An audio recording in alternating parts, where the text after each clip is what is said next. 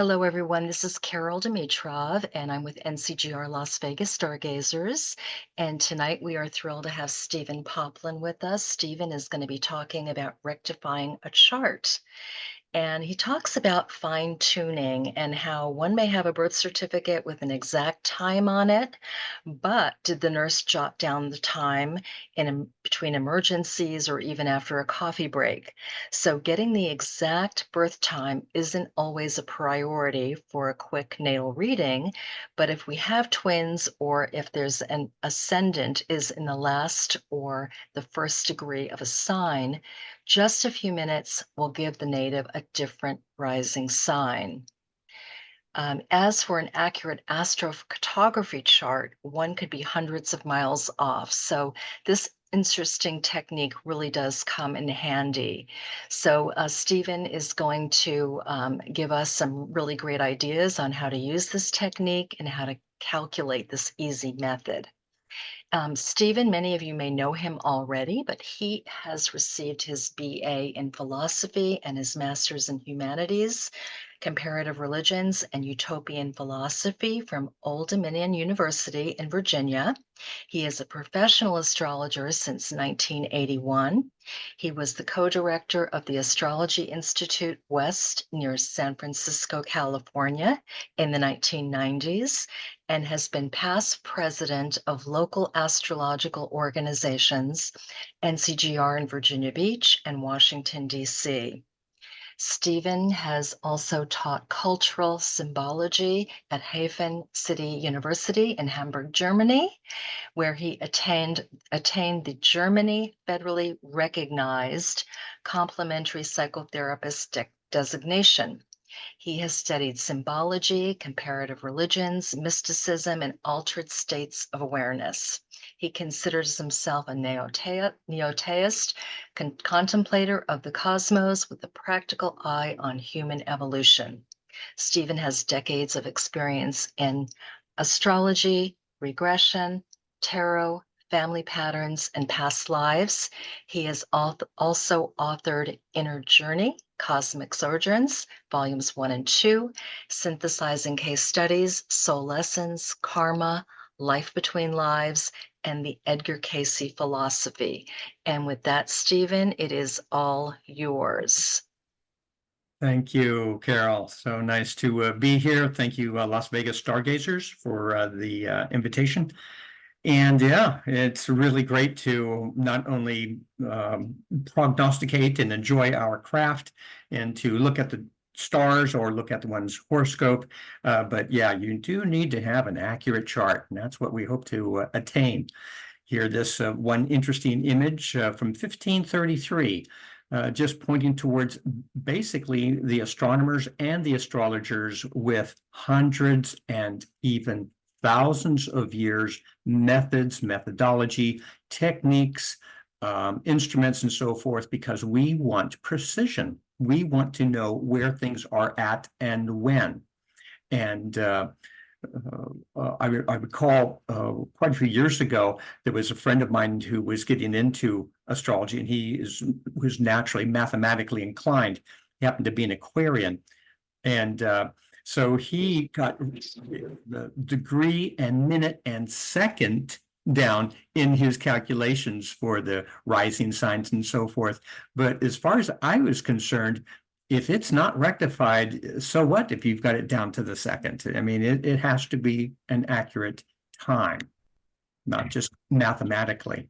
So yeah, we're aiming for accuracy, and thank goodness for Lois Rawdon and her rating system. We all know that, and really just to differentiate, is the information accurate or not, and do we have a working chart? That's it. Sometimes when someone comes to me and says, oh, my time of birth was 1 p.m., I go, well, automatically I'm suspicious, because, well, that sounds like it was rounded off, even though it may be actually correct. But, even if it's something is like, 102, 103, that sounds, oh, that's probably more correct, but maybe the watch was incorrect. So many reasons why one has to check and check again. We start now with hopefully a birth certificate, or maybe somebody in the family wrote it down, and that's where we begin. But bottom line here, individual life begins with the first breath. So I'm presenting a fine-tuning method, and that's when you have the exact time. And when I say exact, that means someone gives me or gives the astrologer a very specific time. But then from there, let's take a look at some of the dynamics of the calculation methodology. And I go back here to Book of Tables. And although the Mitchelson Book of Tables is just one with the Cope and the Placidus options, I've got a copy right here, by the way, for a little show and tell. But yeah, that's how I got started and did all of the calculations by hand, and I had been doing that for actually quite a few years. And once I got into computers and having calculations done for me, it still took me 2 years to trust the computer calculations. And so I still did them by hand. I got to be quite quick at putting them together, but just shows what almost a Luddite I am. Now, you may recall some aspects of, like, here's the Koch table of houses from that very same book that I was talking about, sidereal time and latitudes. Here is one of the pages, a portion of one of those same pages. And I want to bring your attention to a couple of things. I hope that you can see my cursor. You see that moving over there on the right-hand side? You see that, Carol? Yes, we can see it. Thank you. Very good. So basically, we go over here, and as I said, this is how I got started. This is how things were calculated. I imagine many of you have seen this, longitudes, latitudes, and basically here we have, following my cursor, here's 5 hours, 24 minutes. And that's, finding a calculation. The next column over is 4 minutes later. The next column over is exactly 4 minutes later. Very nice. All of these columns 4 minutes apart, and then the even though it gives the longitudes, that's not of consideration right here. Then you have this middle column representing the ascendant, and depending upon your latitude, you'll find out, what your rising sign is. But basically, we're going to be looking at the progressions, which is symbolic time. 1 day equals 1 year, and the secondary progressions, and we're looking at these very same calculations. And so you'll be remembering, 1 day is 4 minutes, 4 minutes apart. So we are seeking patterns, and I, as a good Scorpio boy, always curious about some of those patterns, the subtle ones, and what is said and what is not said, and what is behind and what is implied. So I start off when someone asks me to do a rectification, I send them off a letter. And in the letter, I just do a general sort of, okay, option number 1, and then option number 2. Option number 1, you have no idea when you were born, someday. What's really worse is, like, I think it was in the month of March. It's like, no, that's a little bit too vague. That's too much work. But even if it is, I know the day, then I give them this letter. It's an email, and I basically describe option number 1. And I'm looking, of course, for indicators of the midheaven IC, which is representing the parents, personality of the parents, career, home life, and so forth, as well as the ascendant and descendant. So who are you, your personality, your body type, significant people in your life, 7th house. And those are the questions, even though I'm not telling the person that I'm looking at your axis here. These are the questions. That's where they come from. Then, of course, we're talking about option number 2, and that's what we're doing tonight. This is fine-tuning, and this is a portion from the letter that I send people. I say, give me your name, date, and place, And some know that, some within hours. Please write down some notes for our session, a short sketch of events and times in your life, a mini autobiography, as it were, that includes descriptions of events and significant emotional experiences chronologically. Not to worry, and I have to tell them that, several times. Don't worry, this could be like a big, homework assignment. It's just an overview and does not require a booklet from you. 10 items should do. Clients find that their resumes are helpful in this recollection. And by the way, I tell them, not all of those events that they write down will show up with this particular mathematical rectification technique, but we will see a pattern and get your birth time from these collected events. And then continuing with the instructions that I send them, and many of you will find this quite interesting. We start off, of course, with the time and around 10 o'clock, and then giving those particular years. And I have as these examples, May 1971, sister was born. I was jealous of her, and I want you to note the feelings. Now, for the neophytes asking about rectification, they may not know why I'm asking, but you astrologers, you'll know that when I say note feelings about how you feel about your sister, astrologically, do we have a square? Is it a trine? Is it a sextile that shows up when your sister is born? That's what I'm looking for. Then we have this bicycle accident, stitches on the head. And then I say, note the locations on the body. And again, astrologers will say, oh yeah, on the head, I'm looking for Aries, right? I'm looking for Mars.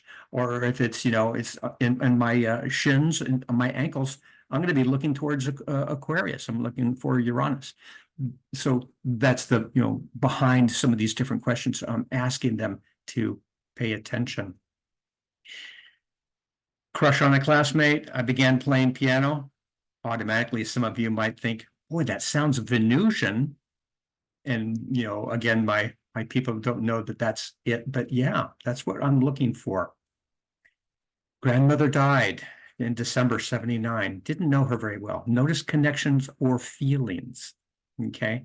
So basically, that's what we're looking for. By the way, not everything, these major things going on in life will show up with this particular method. Remember, because we're only looking at the progressed, midheaven, and ascendant. So our first victim in this particular showdown, this particular analysis, here is a woman, Scorpio. You see here that we've got a double Scorpio. Here's the sun, here's the rising sign in Scorpio, and then we have the moon down here in Pisces. So basically a triple water sign. She gave me a time, I'll share that with you in a minute, but basically I wanted to give you this visual to show you what we're looking for with this particular method. Here we have, of course, the midheaven right up here at the top. And I mentioned angular houses. The 10th house is an angular house. When this is moving 1 degree per year, approximately, we'll get the exact time when we do the calculations, but 1 degree per year, then you can see that tick tock, that 9 degrees, almost 10 degrees will very soon, in approximately 2 years, make a conjunction with Pallas Athena. But that is a relatively minor thing. So when I begin my analysis, I'm looking for things that are quite large and obvious. And of these various planets up here, I would be really paying attention to when that midheaven conjuncted Jupiter in the 10th house in Virgo. Also, think about the opposite and opposition down here in the 4th. And it would be after the conjunction with Jupiter. In fact, there are less than 4 degrees between them, which means less than 4 years later, after Jupiter shows up, the moon would be in opposition. Those are the patterns I'm looking for. And notice here, again, I emphasize the angular houses because that ascendant is going to be moving in a progression too. And look at what it's going to be doing. It's going to be making a conjunction with Venus after it leaves Scorpio.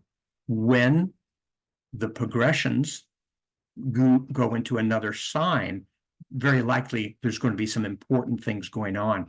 So that progressed ascendant will leave Scorpio, move towards, have a conjunction with Venus, and then not long after that, an opposition to Uranus in the seventh house of relationships in another angular house. So you're getting the idea of what I'm talking about here. Then we put our detective hats and really pay attention to what happens next. Here in this first chart, she gave me, in our conversation, these various life experiences. Notice that her first recollection was at age 11. And I find that interesting, but there are some people who do not recognize or recollect their earlier experiences, whereas other people do.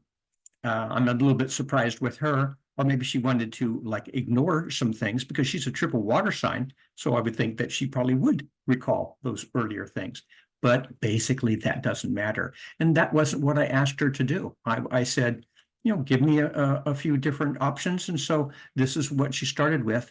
And as far as I'm concerned, great. We're talking about, and you'll see in a minute when I show you the calculations. These are obviously, hand calculations that I did years ago. But we've got the progressed ascendant conjunct Venus. And remember, I told you about that. That happened in her life at age 11. Okay. That's going to really be helpful to me. And then remember, we talked about that midheaven making an opposition to the moon down in there in the fourth house. And indeed, there it is. And she says, was it 11, 12? Okay, that's good because we're getting closer. And then we're seeing that, first comes Venus, and a year later comes that opposition to the moon from the midheaven. Oh, great. We need stuff like that.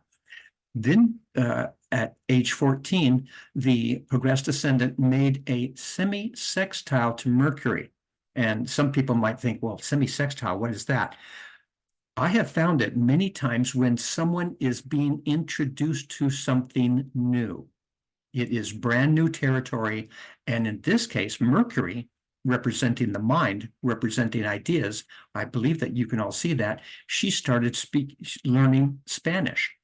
Mercurial idea, family moving to the island of Puerto Rico. And here we see that she had a 2-year stay there. And that started with Mercury. But very soon after that, here 14 and a half, 15, then that progressed ascendant, then makes another, again, small but initiatory connection with Mars. And so this young woman at the age of 14, pubescent time, oh, here's a guy, here's Mars, here's an interest.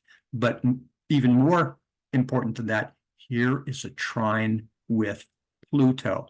I think the interest is going to start, heating up on the island of Puerto Rico.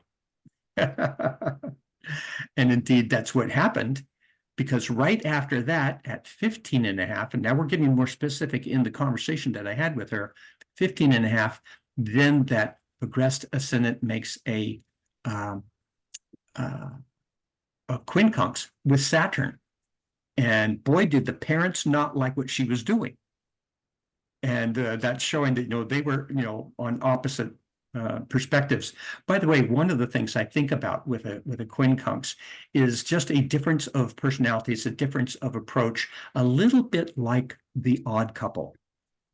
Where say, how did they end up in the same house? They are not on the same page. They've got some different things. And of course, from a young girl's perspective, age 15, 16, she's, the parents, they're kind of behind. What do they know anyway? They didn't get it. But it is not a strong aspect. I'm just pointing out a couple of really interesting things as they happen and the year that they happened, because it's a fact, but also very interesting and very useful for this particular work. What is going to be something I'm going to be paying very close attention to, very similar to age 11, Ascendant conjunct Venus, age 12, midheaven, opposition moon. Then we've got age 17, that Ascendant opposition Uranus. And we saw that in the chart. And so then she's no longer at this point in Puerto Rico. She's back in the United States. And an attraction to an unusual male. It was a rebellious time, nonconformist. Us astrologers, of course, are not going to be surprised about that. Anyway, this is kind of like how it works. Those are some of the interesting anecdotes that show up, and importantly for this work, the year that this happened. And for us astrologers, when that happened, when the event happened, and in a particular year, we have these astrological aspects going on. So pay attention now. Venus shows up at 11, next year opposition moon, and then let's jump to a strong aspect at 17 with that opposition to Uranus. But first of all, we have to make those calculations. I did it by hand back in the day, but here I'm using Solar Fire. Here is the dynamic reports selection. I'm not sure how many. Instead of saying how, I'm not sure. Let me say many programs are out there. Many of them are very good. I've been using Solar Fire for decades at this point.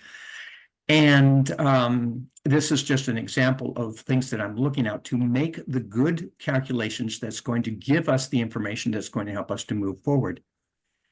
We've got these saved selections here, and I've got a list of them: transits, progressions, transits by themselves, progressions, 1 year phase, a 30-year look. You can save whatever set of data that you would like. This, of course, is my saved Rectify option. The location needs to be in the natal position, not relocated. It has to be natal. Okay. As far as a start date, over the years, and maybe, Solar Fire has changed in the last couple of decades, but early on, I would just put in, here she was born in 1944. I would just put January 1944, but that was when before she was born. And I started to get some strange numbers. So basically, I set it for a couple of days after they're born, and that's the start date. And then you can set it for 10 years, 20 years, 40 years, 60 years, as long as you want. What we're looking for is the progressions to the radix, or progressions here. And you'll see on the far right that all I'm looking for is the progressed ascendant and midheaven. Okay. Also very important are the sign ingresses, and that's checked also. And then as far as the aspect selection, we'll be talking about that. But you've already seen, that I'm using semi-sextiles, quincunxes, obviously conjunctions, oppositions. This is important. Top right, the dynamic type progressions. Okay. Obviously, this is a secondary progression that we're talking about. In the preference section of Solar Fire, and again, many different programs have their own variations of that, I use the NIBOD arc in right ascension. Okay. And here is an example of that in Solar Fire. And this is a drop-down menu, and these are the various options that one can choose. Here's solar arc in longitude and right ascension, NIBOD in longitude, mean quotidian, various things. And then why did I choose NIBOD in right ascension? Because it matches the table of houses that I had been working with for years. Okay, it matches it. So that's the one I'm going to use. Once we do that and have the parameters, voila, here we have the calculations. And remember, some of the different things, we're using this 9:50 a.m. time that she gave me. And remember that she had that Venus at age 11, followed by the opposition moon, then at 12. Let's take a look. Here is, where's the Venus? Ah, here's the Venus down here. You see my cursor. The nice thing that this does, because again, just like some people don't remember, what happened when they were 3 or 4, and some people have to go, well, my memory, starts kicking in when I'm 18. This gives you the year, the date, but it also gives you the age. Here's a column with the different ages. I mean, it's really very, very useful to have that. So again, back to Venus, and here it shows up at 11.8. Okay, so yeah, 11, but it's moving towards 12. Okay, that's good. But we have to get at least 4 or 5, right on, calculations to say that we're on the right track. Here then is that midheaven opposition moon that I had discussed. That shows up here at 12, a little bit past 12. And I go, okay, well, good, that's close. It's a little bit high because she thought it might be 11, 12. Okay, but that could be right. But then I go, how about that Uranus thing? And here it shows up here. And remember, she said that was at 17. Well, look over here, it's at 18. Okay, so the time is wrong. Okay, this 9:50 time is wrong, but it's close. Okay, and the other previous things were close. And so the formula works like this. To bring back that Uranus, maybe 1 year, that's 4 minutes. Okay, remember from the tables, 1 year is 4 minutes. So with this one here, and it's probably not 4 minutes because it's pretty close, but we have to get that Uranus back to 17. And so when I subtract a year, then I add minutes. Subtract a year, add minutes. And the opposite, if I add a year, I subtract minutes because, I hope that'll be explanatory here in a minute. So I would have to say, I'm going to probably, since I'm going to subtract a year, I'm going to add some time. Let's see what that does. Remember that some of the different things going on in her life. And again, to emphasize it, here's at age 17, ascendant opposition Uranus. It wasn't 18 as was calculated. So that first time was wrong, but it was close. Close enough that, I'm going to be probably, adding some minutes. But let's go down here. Another thing. Okay. Age 23, a conjunction with Neptune. And indeed, they're just like Neptune. She says it was a dreamy time, rosy glasses, and misperception of a significant other. I mean, I says, boy, does that sound like Neptune to me. There's probably other things here, but important for the rectification is that happened to her at age 23.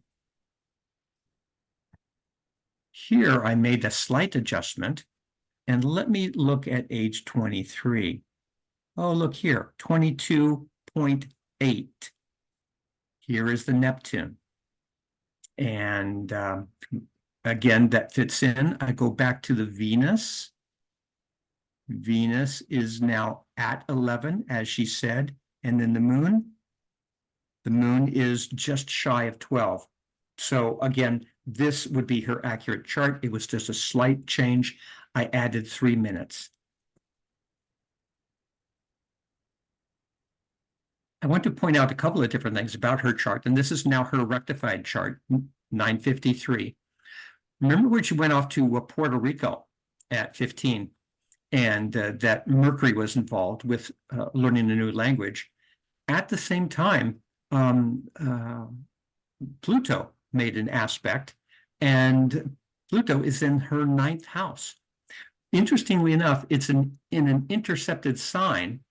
And I just think interestingly, as symbolically, that an intercepted sign and an island, an enclosed island surrounded by water, Very interesting right here. And that's where she met this guy.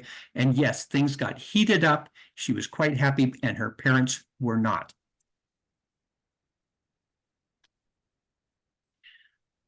Option number two, another case study here.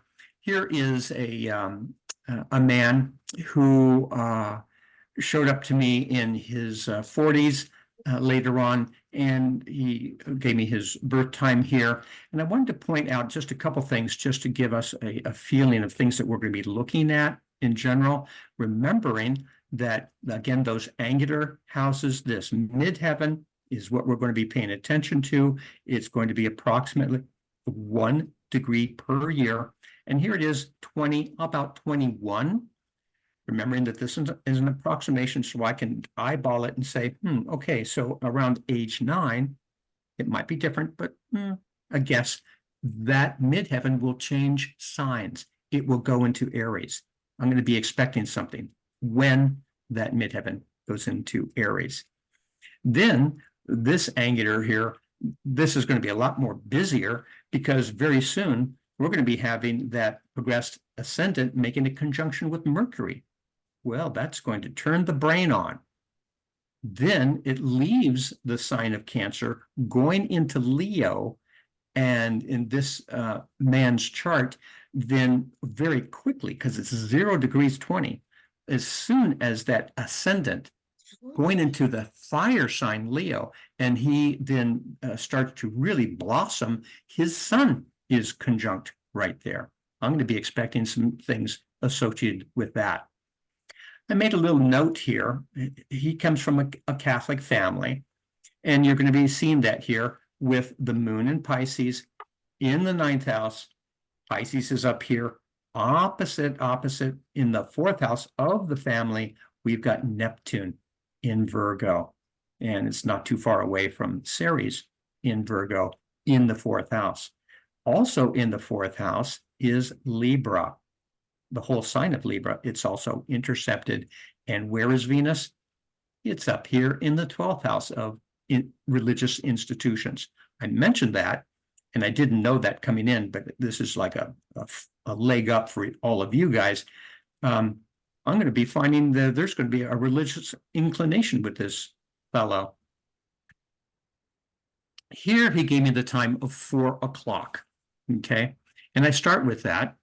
And just notice here a couple of different things. And I had mentioned before, oh, wow, remember that Mercury in the ascendant? I'm going to be expecting something like that. Where does that show up here? Here we go.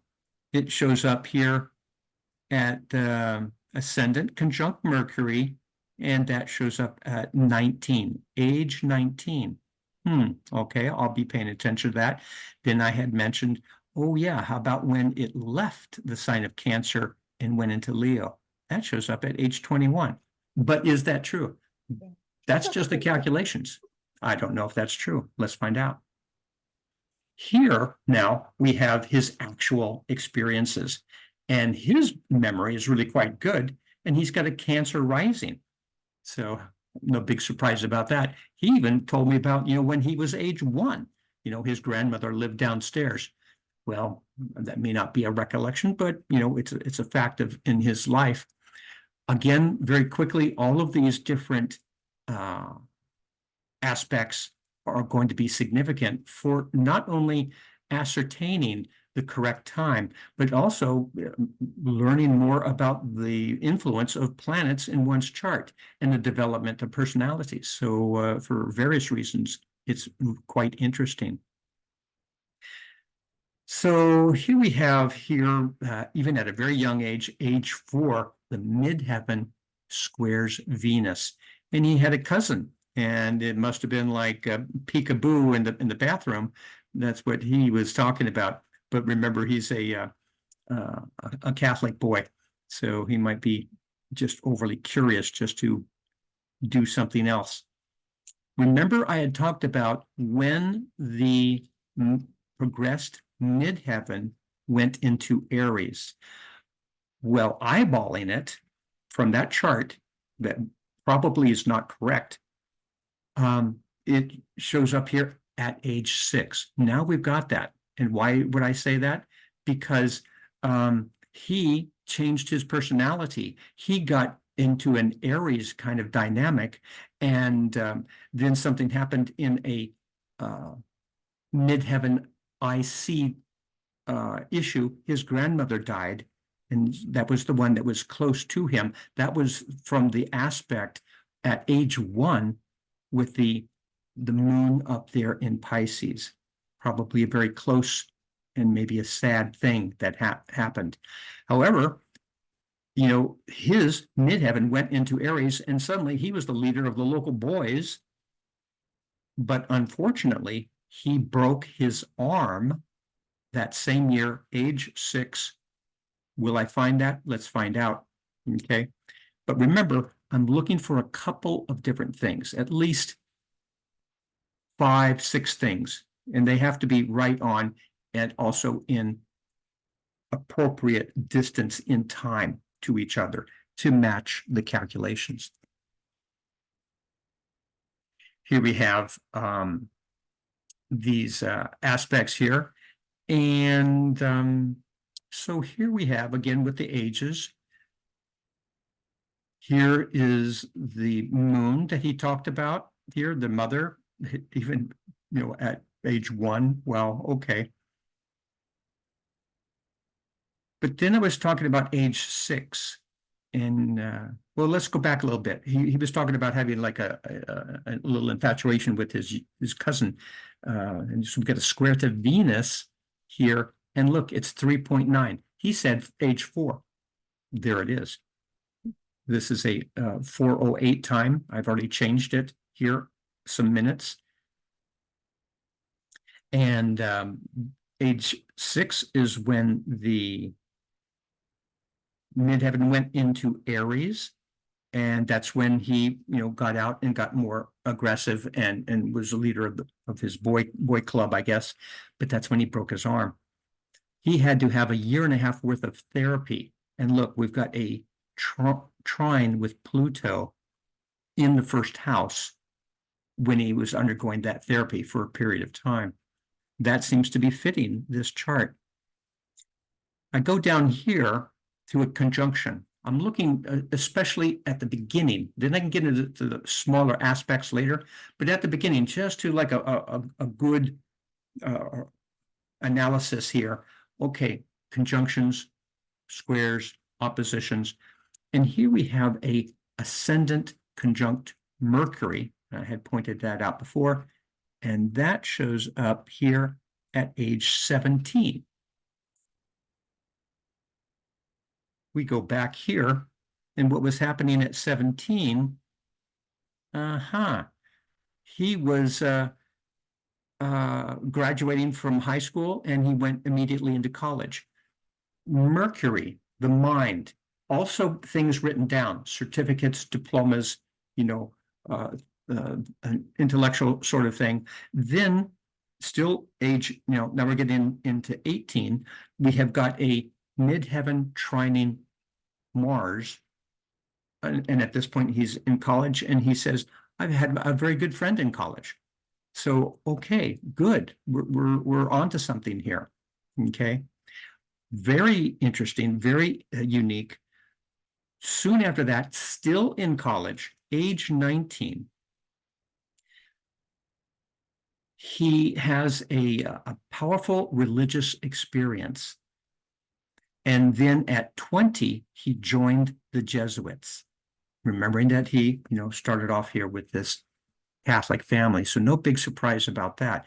Let's take a look at if we can find these aspects. Again, here, remember, age 19, he had his first a very strong religious experience, and the ascendant went into Leo. You can probably ask many a Leo, and they'll tell you that, you know, their own chart is a religious experience, but we won't go there.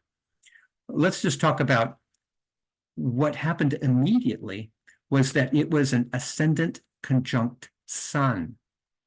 And this is one very interesting thing that I found about strong Sun aspects. The Sun is the center of our solar system. I consider the sun the relay station of God, the light giver of our little solar system right here. And he had a religious, spiritual experience when Ascendant conjuncted his sun. Another thing that I have noticed with this, he didn't talk about this himself, but something I have noticed is, the light comes to you. You could be on stage. It could be like a breakthrough. You could get a book published when the sun, comes forth in, we'll just keep it to this subject, the progressions. But the other thing that happens, because it's one sun, it is a solar sun by itself in our solar system. I found many people get divorced.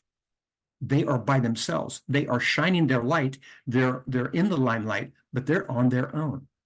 It's just a pattern I never read before, but I have discovered in this system of looking at these aspects and the rectification. What happens after that?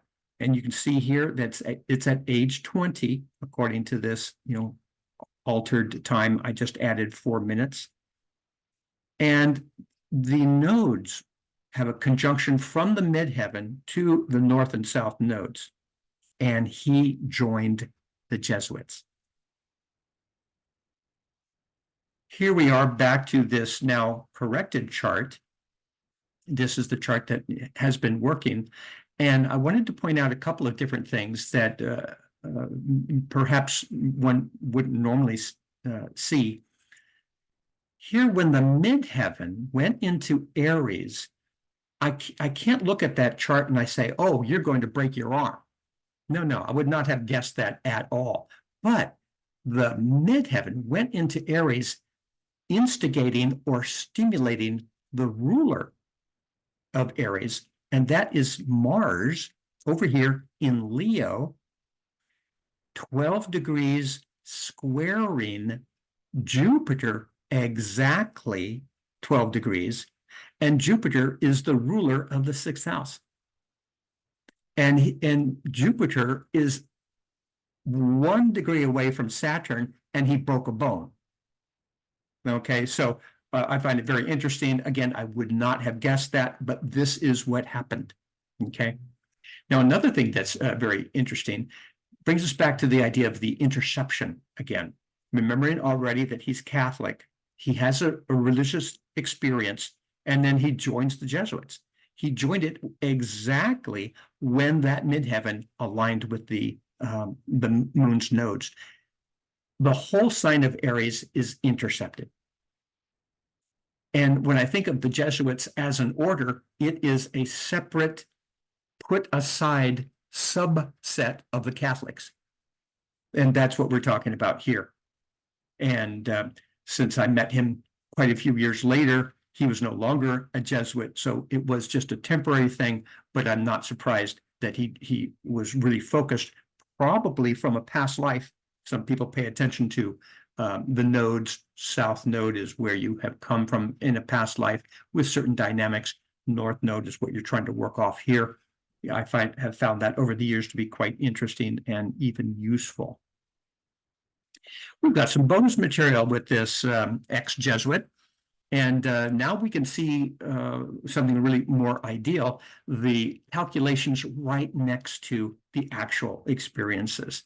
And he told me that here at age 47, the midheaven was, he didn't tell me that part, I calculated that the midheaven conjuncted Jupiter, and he was really transformed with a Native American sweat lodge. He had a long distance relationship with someone that then actually didn't turn out to be so good, even though we're talking about a Jupiter thing. We go down here to the calculations, and sure enough, here's Jupiter. You see that? And it's 47, age 47, right on cue. And that really fits in nicely. I get a little bit more information because that Jupiter is in the 11th house. And remember, it's a Native American sweat lodge. This is a subgroup. This is a 11th house type of group. Right after that, we've got a conjunction with Saturn. Well, that's kind of like the opposite. Remember, he had Jupiter, Saturn conjunct in Taurus of course, his whole life. They are, like conjoined twins in that sense. But what was happening when that Saturn came into life? He was having an unhappy relationship. He was tired of his work. He was actually seeing me, and we were doing some hypnosis therapy together.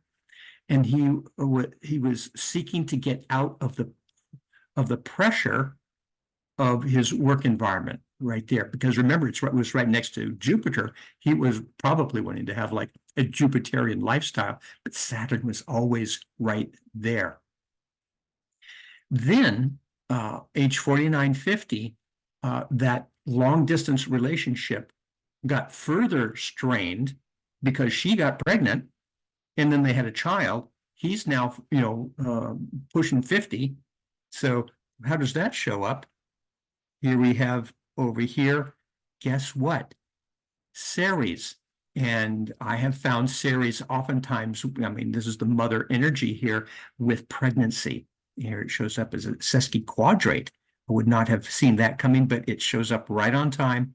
Then in a short amount of time, we see here with the ages 49, 50, he has to adjust to that to the point where, okay, we've got the pregnancies. I've got to adjust things in my life. Here we have the nodes. And yeah, it's a quincunx on one side because it wasn't so pleasant. They weren't really getting along. But, he did that. He found his peace with it. Here is a semi sextile to Neptune. And then there's a sextile to the moon when he has a baby, when he has a child with this woman. Happy ending. Yay. Let's talk about, getting this information. And I had started off with telling you about the letter that I gave, asking for some information.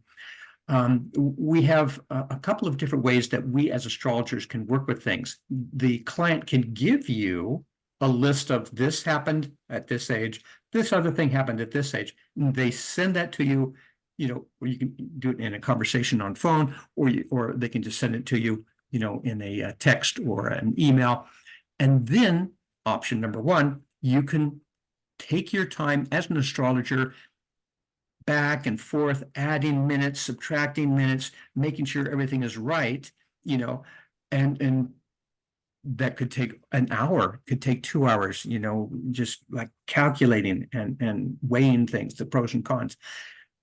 For the astrologer, it's like the pressure's off. I don't have to entertain my client while I'm like figuring things out, And so the pro about that is like, here we go. I've now figured out, send them back the exact time of birth. But then on their end, they're saying, well, that's anticlimactic. You're telling me after all this information that I gave you, 123. So, so they may be a little bit disappointed with, a lack of information, even though we as astrologers, we say, you don't get it. It's an accurate chart. Here is your horoscope. So what typically happens with me is a phone call. And then we can ask questions. We're going back and forth. And I say, okay, yeah, I'll be looking for this Jupiter. What does happen? And it might happen at 7, according to my calculations. They said, no, Jupiter, nope. That was probably more like 4. Okay. And then you're moving back and forth. And this bottom line here on this visual for you, very important as far as doing the calculations yourself. If you add 1 year in these lists, then you subtract 4 minutes. You add, you subtract. Same thing. If you subtract 1 year, then you will add 4 minutes. Okay. It just goes like that. And you have to just keep that in your head. Then the other interesting thing is the age appropriate questions for your client.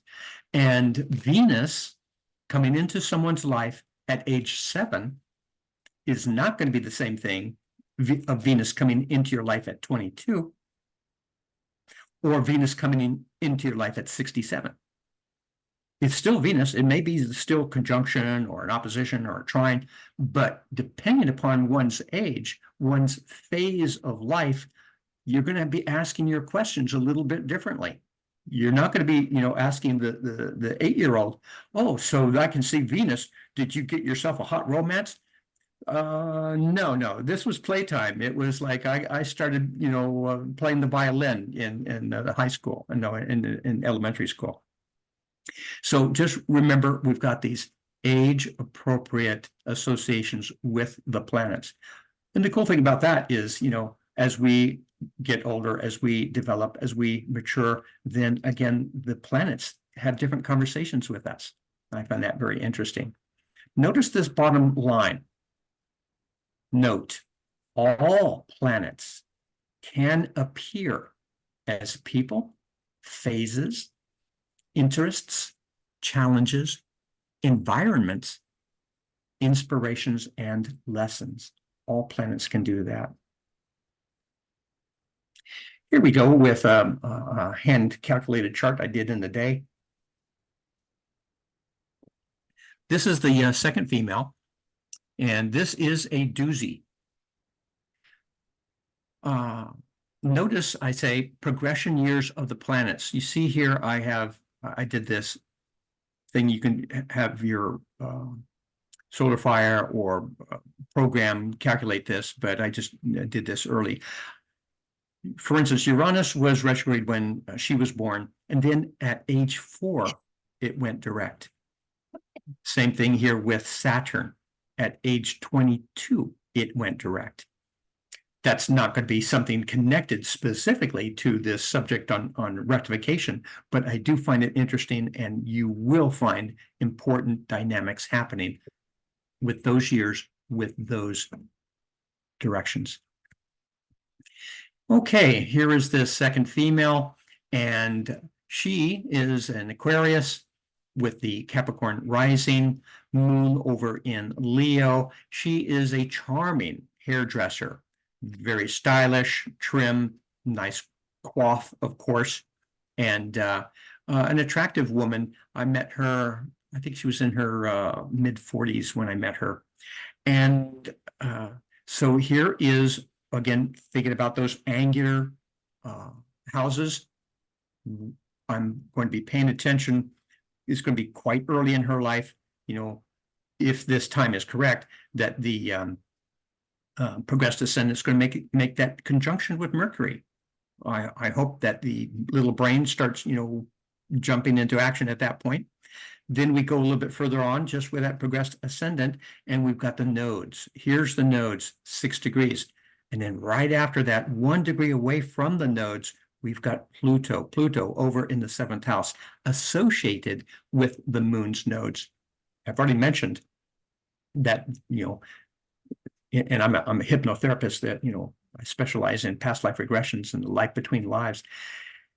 Yeah, okay, I could be expecting, we've got some past life residue coming in, a little bit of interesting dramatic story associated with Pluto and the 7th house. But here, a packed 7th house, and she's a hairdresser. She is working with other people about how they appear. And her personality in the 1st house, like many a different stylist, hairdresser, she has to be entertaining, engaging, communicative herself so that she can, work with her people. Bad news, however, she told me that she had a horrible childhood, somewhat like the movie The Color Purple. Personally, I can't imagine that for a woman, but then I look at her chart and go, wow, okay, Capricorn rising, Mercury Capricorn, Venus rising up here in the 12th, doesn't seem so bad. Sun, right, Aquarius sun in the 1st, packed 7th house, moon in Leo, right next is a conjunction to Jupiter. Wow, how bad could it be? Well, I tell you what, whatever I calculate, however I wish to delineate this particular chart, she said she has a horrible childhood. It was terrible, and you'll find out very soon how terrible it is. Then I'm going to say, well, that, of course, is way important than any kind of, estimated calculations and prognostications I'm going to be giving about that. Yeah, okay, let's see what this looks like. Here we have a couple of different issues here and the calculations. Here is, remember that progressed ascendant going to a conjunction with Mercury. She says, oh yeah, age 6, went to a school, new stimuli. But for her, even though like to most people, oh, age 6, we're all going to the first grade. That's nothing special. But to her, she was getting out of the house. Okay, so that adds a different dynamic. Then here, age 9, it is a square to the sun. It was a quincunx to Saturn. Calligraphy, school interest, remembering that she's got a bad home life. She had a sense of shame, of social and on a domestic level because of her family, and especially her demented grandmother, who actually died at this age 9 with a square to the sun. Remember, I said with the sun, you could be by yourself. Well, in this sense, she had a sense of relief that that grandmother had passed away. Sad but true. Here, age 11, midheaven, square moon. The family moved. I'm not surprised when you got a square to the moon that the family might move. But her father was in prison. He was an alcoholic. Remember, it was his mother who was the demented witch. He is now in prison when she is 11. So there's some pretty heavy things going on here already. I'm hoping for some nice aspects here, but here we have the ascendant trine Neptune. Well, good. And yes, it was good. Same time, midheaven square Jupiter. Even though it's a square, it's still Jupiter in the 7th. A good minister cared for her, and she was baptized so that she wouldn't go to hell. Okay, we've got some serious things going on here. The ascendant makes a trine to Uranus, 13, age 13, independence.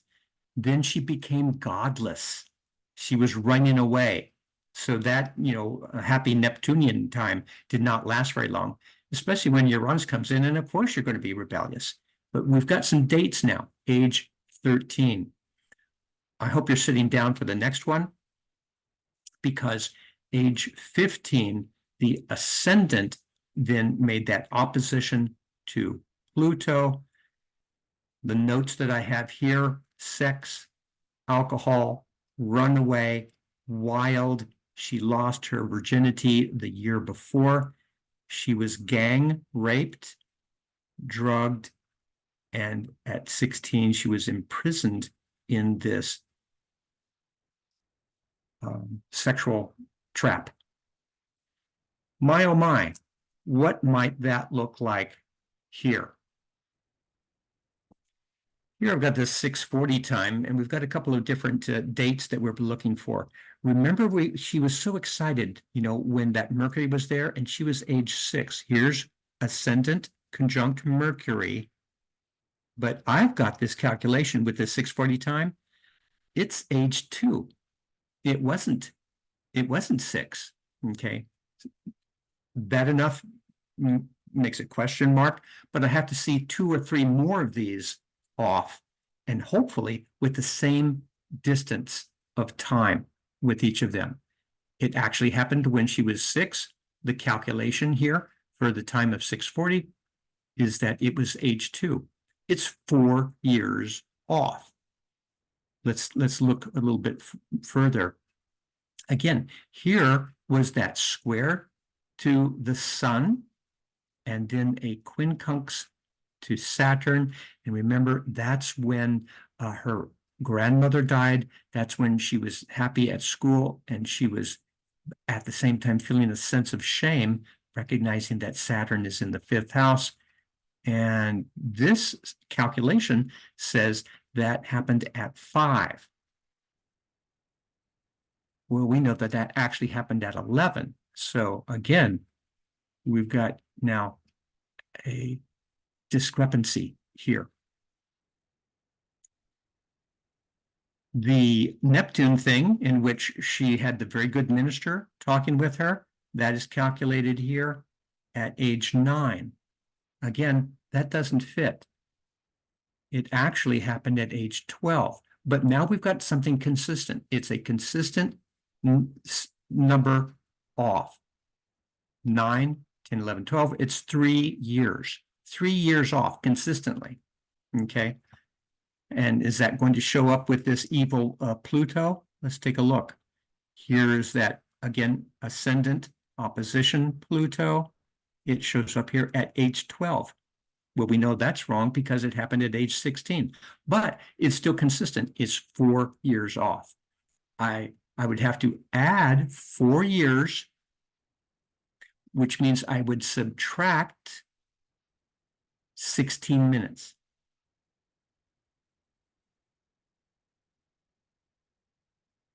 I did a little bit more precise calculations, and it actually was 15 minutes, not 16, but 15. And so here is now her accurate chart.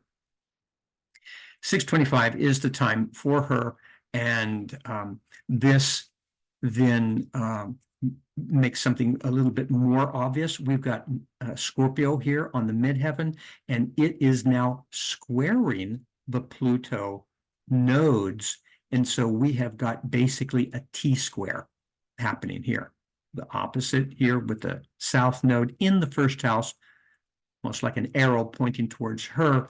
It also just making this time change that put her essentially positive Moon-Jupiter conjunction now in the 8th house. Not so good. Remember, she had the demonic family. Her father was imprisoned. He was an alcoholic. We're not finished with father yet, but now this tells us a little bit more. Wow, that is pretty heavy. She, by the way, had a child quite early, and that shows up with some of the drama in her 5th house. And the bonus material here, when I saw her in her 40s, she was still hanging in there, but she had some heart problems. She had a heart catheterization prior to when I met her.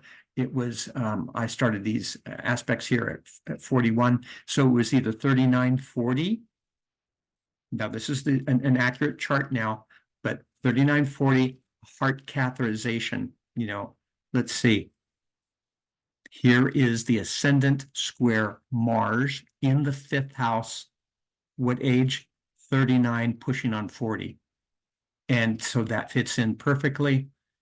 We continue over here. She had the midheaven making a sextile sun, but an opposition Saturn, a kidney operation. Down here we see the aspects. Here is Saturn in the 5th house. It is in Leo. And yeah, kidney operation. And here's the thing, Saturn is involved now. Her father, a drunk, was beaten and left to die, and he was in a 3-year coma with the Saturn opposition. Interestingly enough, we add the 3 years from here's the aspect 41. I'm looking at 3 years later, 44. What's happening? We have got a semi-square to Pluto in the 7th house when her father finally died from that coma. My goodness. So interesting to see these things, disturbing sometimes, but that's life, eh? I can open up some questions if anyone has them at this point, or we can continue with the last example. If you have questions, please type them in the chat box and we'll ask Stephen.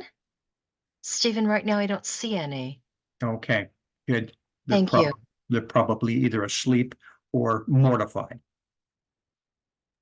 He's Okay. studying hard.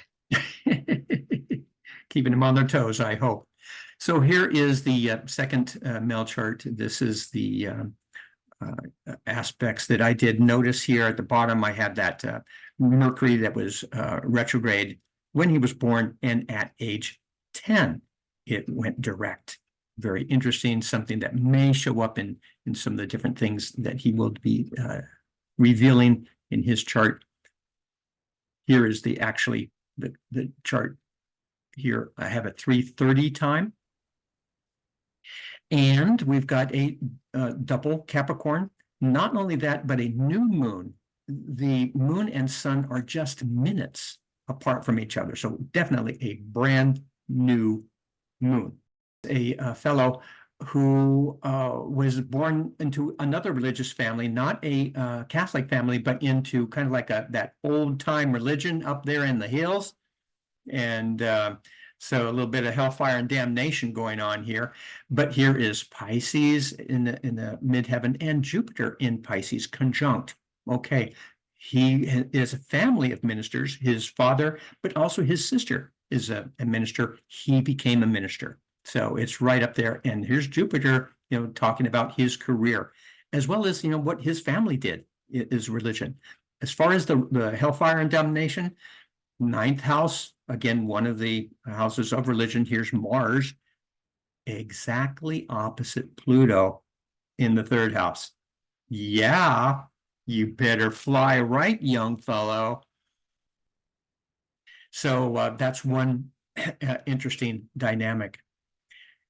I'm going to be looking for, as things progress, we might find something interesting when that midheaven conjuncts Jupiter. Now, from this eyeball, and I'm using the 3:30 time that he gave me, he may not remember that because it looks like that happened at age 2. 4 to 6, 2 degrees, 2 years. We'll see.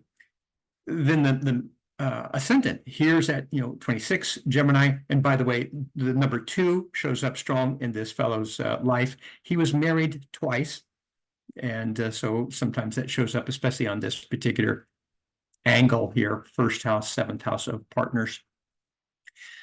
But I'll be very curious about when that progressed ascendant conjuncted Uranus, which is right there, in Cancer in his first house. Prior to that conjunction, there's going to be an opposition over here to Mercury in the seventh house. I'll be paying attention to that also. So these are just a couple of things when I first look at a chart. Okay, I got an eyeball. Let's see what happens. Now we have to do the calculations and find out what happened. And here he gave me his list and some of the different conversations that we had.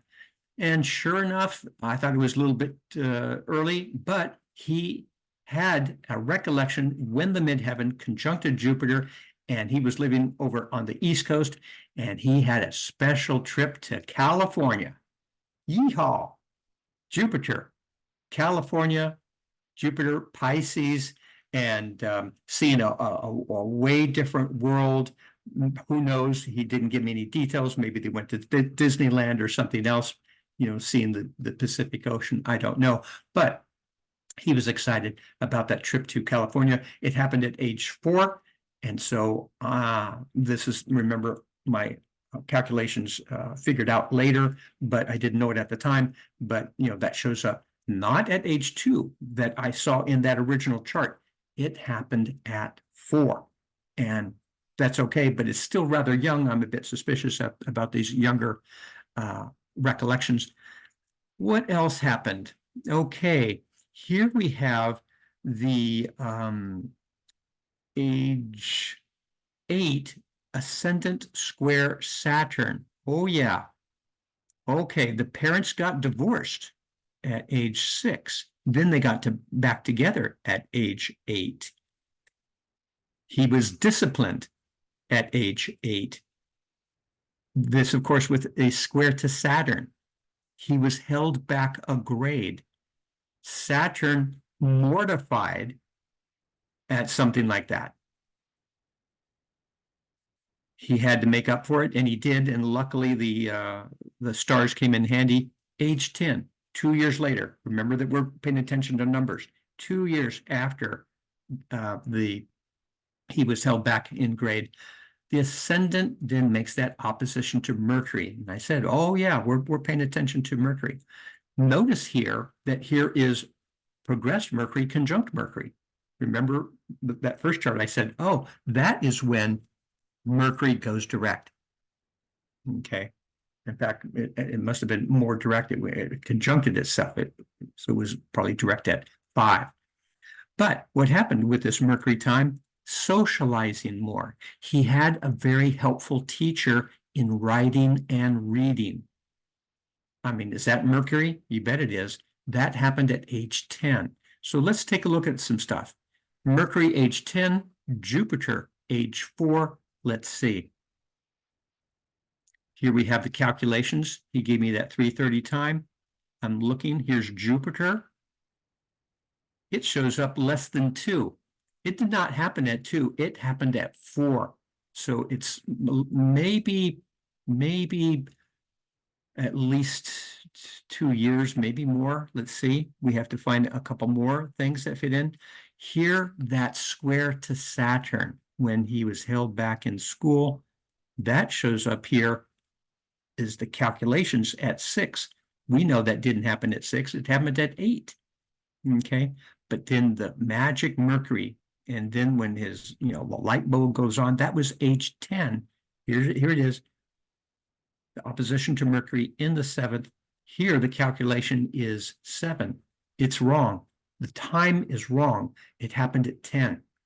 But 7.5, going up to 10. You add some time, then you would subtract minutes, subtracting minutes from the 3:30 time so that it gels, so that it fits. Remember, this is the 3:30 time that he gave me.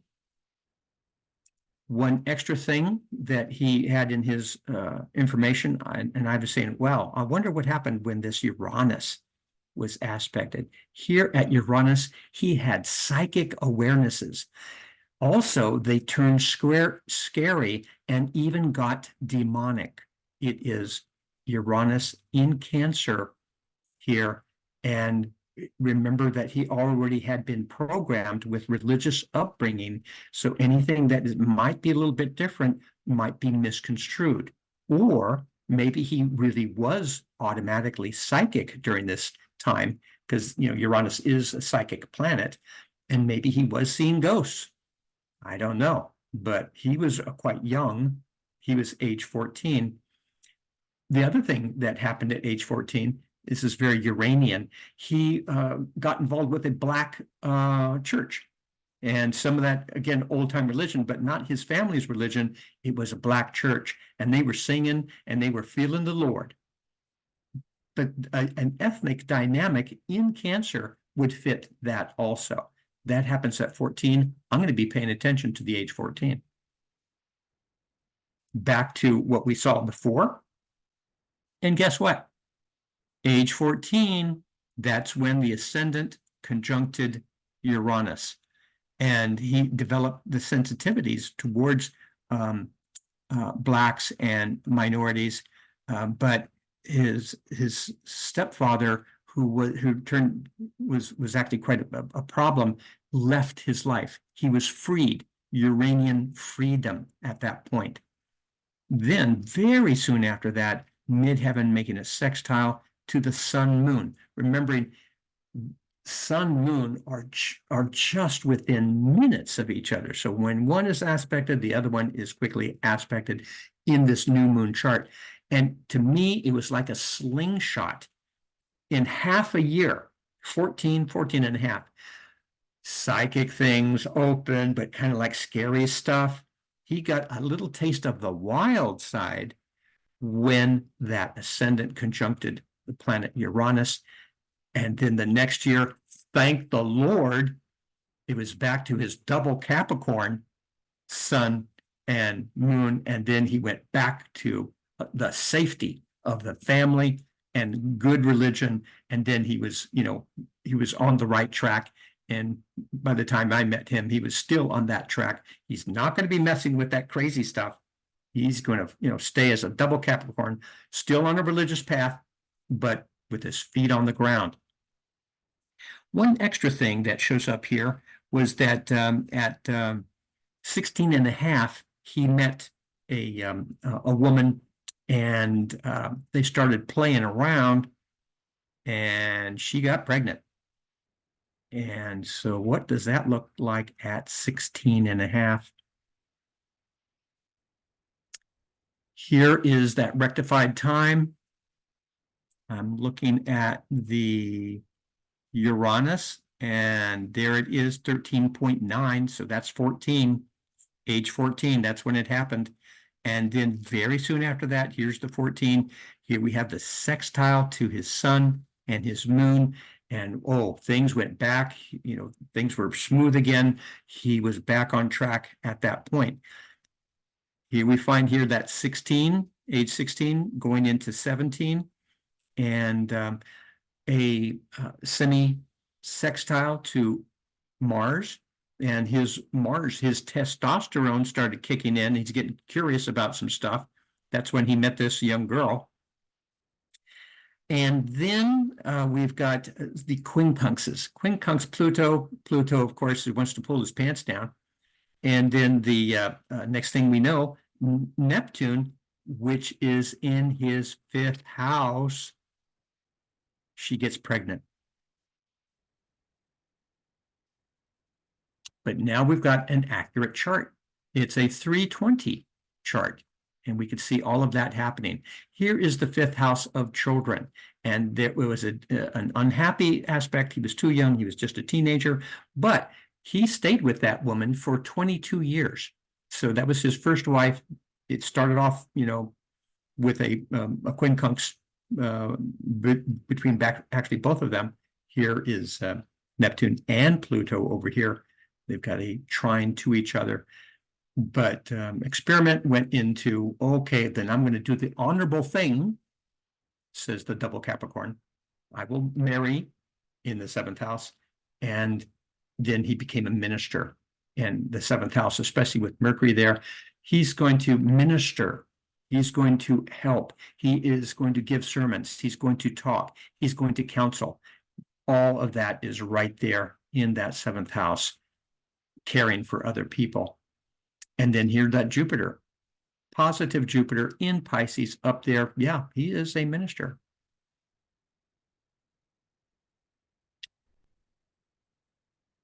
He settled into a safe Christianity. He's not going to follow that Uranian wild stuff. He got a taste of that, but he was open. He got a couple of interesting things from that. And that is rectification. And that's the fine tuning.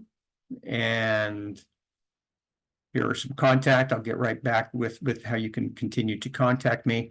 But I wanted to show you a couple of other things too before we get into some questions. First of all, now we've done it. And we've got some interesting perspectives here about breaking the egg, finding the birth time, and doing it accurately, and unlocking all the different mysteries of the planets when you've got an accurate chart. Little plug here. My books on reincarnation. It's my other main hat, spiritual hypnotherapist. Inner Journeys, Cosmic Sojourns, 2 volumes. And there it is. That is fantastic, Stephen. So much to think about. And we've got everybody that wants their faces on. You can turn your cameras on if you'd like. Stephen, I have to tell you that gives us so much to think about. I, in particularly, get a lot of people from Eastern Europe and Europe that just tell me always that they're born on the hour. And I know that's not true for the most part. That's I mean, right. 1 or 2 of them might be, but not everybody is born on the hour. We know that. So, We know that. Yeah. and I think we have Krasimira on, and I know that she's also from Bulgaria. My husband's Bulgarian, and I know that she's also probably dealt with some of that, as well as some of you who also have maybe family and friends from Europe, in different places. Um, let's see. We've got a couple of questions here. I'm going to try to. The second house, let's say, or the 11th house. But when progression goes into a new sign, whether that be in midheaven or the ascendant, that is big. And that, there's going to be a personality dynamic, a change when it goes into a new ascendant. And then there could be, a new place that one lives, a new job that one has with the midheaven. Yes. And Kathy is saying, great presentation. Grasamira is saying, yes, I did. In other words, she's very familiar with people giving us on the hour birth times. So, um, Kate is saying, wonderful presentation, learned a lot, especially like the way you showed how to work it. So, thank you. Thanks, Kate. Nice to see you again. Um, and Lourdes is saying she's excited to try this with her chart and family members. Thank you. Have you noticed if those born at military hospitals with their birth times are more accurate? Yes, I have. And yes, they are more accurate because, it's the 24-hour clock that they use and military people and military hospitals. And I used to work in several, by the way. Yeah, they pay attention because they're going by the book. They're a lot more orderly and they're paying attention, to the time. So yes, indeed. Someone was telling me now that they even have devices where they can actually record it instantly at the birth of the baby. And some of the newer, I'm from old school, so I don't, my kids are all grown. I don't know about that anymore. But, in our day, it was really difficult to even find our birth time. So great, great. Yeah, that would be really great. And I could imagine, like having like a little phone with a clock, running on the bottom. And and what would be really interesting is, the child is born, but then it's not breathing. And you got to smack it on the butt, or you have to like maybe cut the cord that's wrapped around the neck before so it can breathe. And so it might be a couple of minutes later. And then when that first breath and you've got that little timer, boom, you don't have to do a rectification then. So interesting. Virginia, Yeah. thanks for joining us tonight. She says this is wonderful. Thank you, Stephen. Catherine, thank you so much. Carol, I really enjoyed this present. You're so welcome, Catherine. Catherine is new to us. And Catherine, I hope you join us again for some other little presentations that we'll be doing because it'll help you with your astrological education. That's what we're all about. And so everyone is just saying thank you, Stephen, and how much they love the presentation. And don't forget to check out Stephen's books on your mailing that you'll be getting either late tonight, depending on where you are, or tomorrow morning. You'll have all of Stephen's links to his website. You can subscribe, find out what he's doing. If you need to do a chart rectification, if you have something that you want Stephen to help you with, you can get a consultation from him. Um, just check out his website, check out what he has to offer. Stephen, are you teaching? Every now and then, Yes. mostly, in the last couple of years, since COVID, with the Zoom programs like this. I also have a YouTube channel with a couple of different other lectures that I've done, including Astro Cartography is a Right. specialty, and I'm fascinated with history, and so was really looking at the Saturn-Neptune alignments that's coming up here in 2026, and that's another talk that I gave. That is Yes. going to be quite an earthquake. Yes, it is.